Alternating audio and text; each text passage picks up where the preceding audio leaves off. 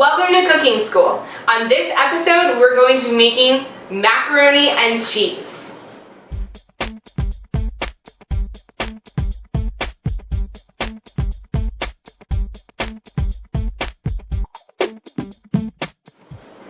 You will need butter, cheddar cheese, milk, flour, elbow macaroni, oil, nutmeg, cayenne pepper, a box grater, a whisk, your measuring cups and spoons, a stock pot to boil your macaroni, and a large non-stick saucepan. I had a block of cheese and I went ahead and shredded it. If you need a how-to on safely shredding your cheese with a box grater, please refer back to the taco rice casserole because we shredded zucchini. I just took the whole block and just shredded it, and we're gonna leave it there because you will quickly have to add it to your sauce.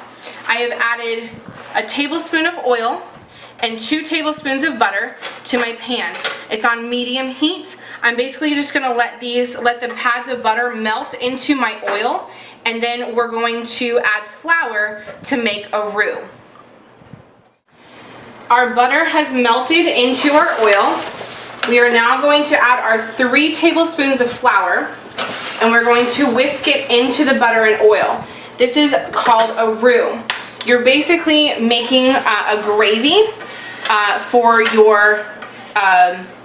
your sauce, but you're basically doing this. It's going to be lumpy like this, but you want to cook the flour out. You don't want to eat raw flour. It does not have a good taste or texture to it. So we're adding this to the butter and the oil, and we're just going to whisk it around a little bit to all incorporate it and let the flour flavor cook out. It's about 3 minutes, and then we're slowly going to add the milk and continue to whisk until it bubbles. So our flour is incorporated, and you can see it kind of bubbles like pancake batter. That's where you want it. That means the flour is cooked out, but you still want to continually move it as much as possible around the pan so that you don't burn it.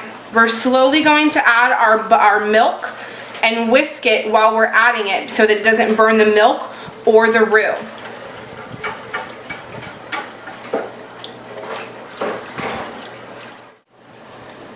We have let our butter, flour, oil, and milk just kind of sit. We've been stirring a little bit to let it thicken up. You can see it thick because it takes a second to spread back out.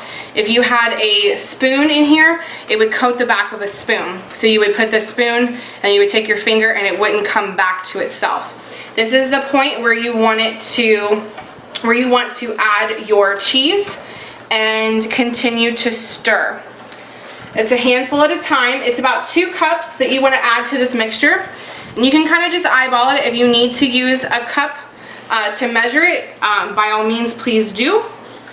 That is how we learn how much it is we first have to measure it, and then we can eyeball it from there. So we're just going to stir this a little bit to incorporate each handful. While we are doing this, our pasta is on the stove boiling. We waited till the pot was boiling water, or the water was boiling in the pot, to add the salt so that we don't scorch the bottom of our pot. And then we added our pasta and we set a timer for about 7 minutes because you want it al dente because this is going to bake. So we added another handful, and we'll continue to stir this in until the cheese is melted. We have seasoned our sauce after we let the cheese incorporate. So we seasoned our sauce with the cayenne pepper, nutmeg, and a little bit of salt. Make sure you taste your sauce before you add the salt because your cheese may be salty enough and you don't need extra salt. We have drained our pasta. We just drained the water out of it, and we're going to pour it into our cheese sauce. And we're just going to stir it around to make sure everything is coated. Do not use your fingers. This is still very hot, like I just did, because I just burnt my hand a little bit. So use your spatula or your wooden spoon, whatever you have. You want to switch to a spoon other than a whisk because the pasta will get caught in the whisk. So make sure that you get a spoon or a spatula. And we're just going to stir all this together. and coat all of the macaroni noodles with the cheese sauce.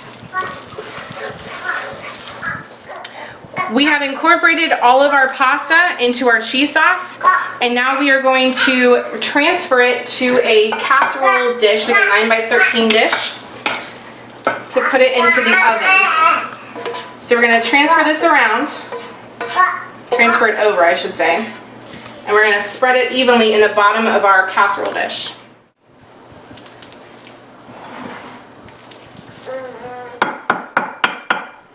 Now the block of cheese that I had was about 4 cups. So if you want to use all 4 cups, that's your call. Just know that it doesn't, you need to incorporate just a little bit more into your cheese sauce than on top, because it just creates this layer of cheese on top of your macaroni and cheese, which some people like, so that's totally your call.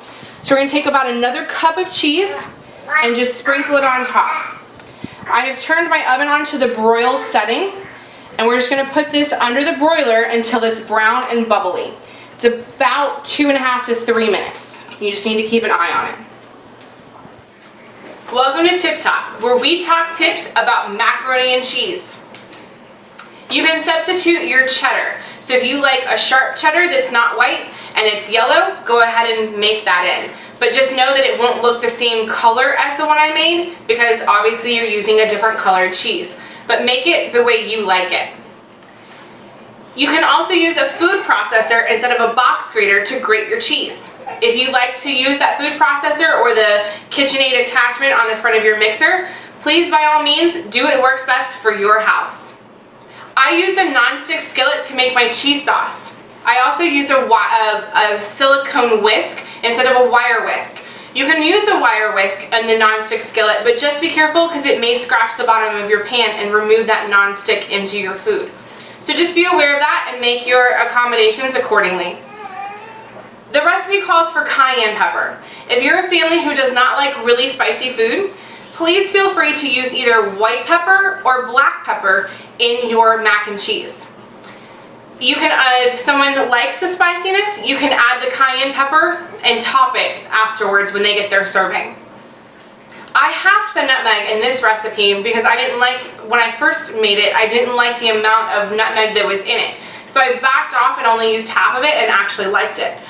I suggest that you follow the recipe the way it states the first time to see how you like it, because you may like that amount of nutmeg. We put our broil setting on our oven and we put our macaroni and cheese into the oven to let it brown and melt the cheese on top. You can see the little bit of brown bits here. That's what you want. If you want more of those brown bubbly bits, leave it in longer. It's about 3 to 5 minutes depending on how well you want the top melted. So we're going to go ahead and take a scoop of this and plate it up so you can see what it looks like.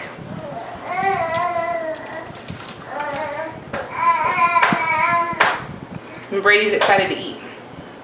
And there is our mac and cheese. Thanks for joining us today on Cooking School with Mama Ro. We hope that you enjoy your mac and cheese and that your kids find a new love for something homemade.